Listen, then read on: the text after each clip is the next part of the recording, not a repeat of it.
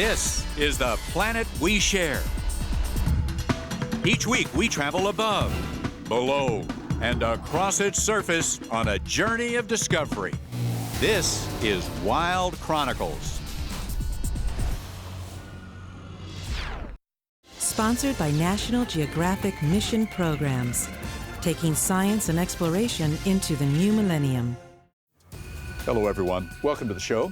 I'm Boyd Mattson here in Washington, D.C., in the cartography department at the headquarters of the National Geographic Society.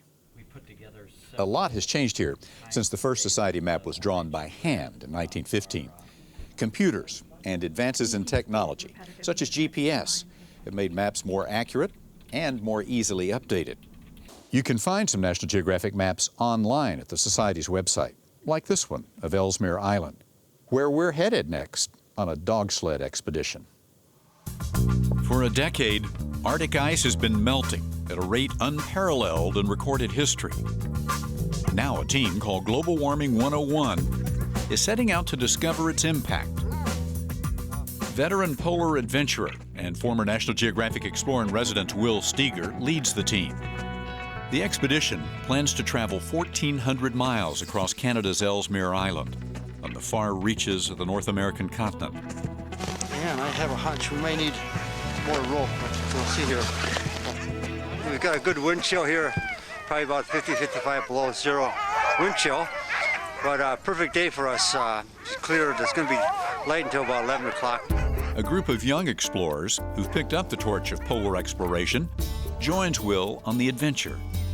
Hey, this is Sam Branson. We're here outside Resolute Hotel. We've been packing up our things. The team hopes to draw attention to the polar climate crisis. From their high Arctic journey, they'll post photos, videos, and weblogs online.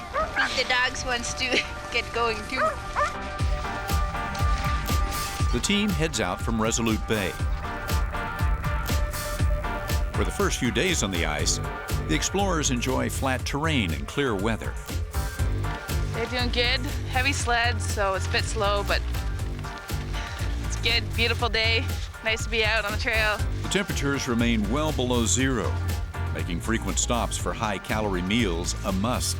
On my lunch menu is nuts in soy sauce, nuts in brown sugar and butter, and raisins. The dogs agree it's time for a break. But the easy sledding and good luck soon run out, and the team hits unexpected rough ice. Once, this icy rubble field was a slab of Arctic sea ice. But rising polar temperatures cause the ocean ice to break up over the summer. As it melts, it moves southward into the expedition's path. Today we thought we were going to have an easy travel with making lots of miles, and then we ended up in the worst rough ice that we've seen so far on the trip. The team battles through the rough ice, chopping a trail as they go. The dogs strain to pull the sleds. As fatigue sets in, a new danger lurks. And amongst this labyrinth of ice is a wonderful land carnivore, the biggest one in the world. Some of them are out to eat us. The rough ice conceals polar bears on the hunt for seal pups. While we were doing this, polar bear came back to visit us, the same one that came up behind Eric's sled a bit earlier in the day, we think. It'd be nice to get out of here. It's like a minefield of bears. They're all over the place here. I've never seen so many bears, actually, all sizes. The expedition team sets their sights on the Ailes ice shelf. In 2005, the shelf, about the size of Manhattan, snapped off the coast of Ellesmere Island. It drifted out into the ocean and was locked in place by the winter freeze. The explorers rendezvous with the ice shelf before the summer thaw sets it free to journey onward. It's a significant moment for the team as they stand on ice that the early polar explorers once stood on. The new position of the Ailes Shelf reminds the team they are witnesses to change. No, it's nice, but it's sad in the same way. It shouldn't really have been here. The ice here on Ailes has been frozen in time for more than 3,000 years. At this point, this thing's gonna melt. I'm not sure how soon. Chances are it'll break up before into smaller and smaller pieces and then eventually completely disintegrate. So its 10,000 year life is coming to a sad and bitter end. Winter's last gasp chills the team as they leave the Ailes ice shelf. It brings one welcome surprise for the weary travelers: Arctic wolves. They've come to check out the intruders. That's the shot I was waiting for.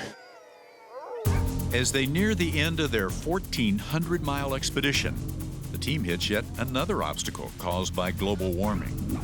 The spring thaw starts early, catching the expedition off guard. We're literally in the middle of the spring thaw. We're up at the headwaters of the ice cap, the Mueller ice cap, and just in the last 24 hours here, this river has been rising, so we've had to skip around it a few times, but it's going to be a great adventure here the next day. We got about 20 miles, 35 kilometers before we get to the ocean. Finally, the team reaches the home stretch. 30th here, we're at Rika. That's our 63rd day of the expedition. We just arrived at a very good trip here. Steger hopes this has been more than just a personal journey, that it will spark public interest in the fast-changing conditions of the far reaches of our planet.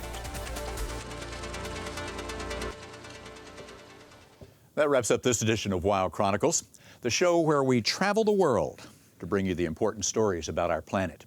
And thanks to our cartography department here at National Geographic, we usually know where we're going. Wild Chronicles is sponsored by National Geographic Mission Programs. To find out more about your planet, come to www.nationalgeographic.com.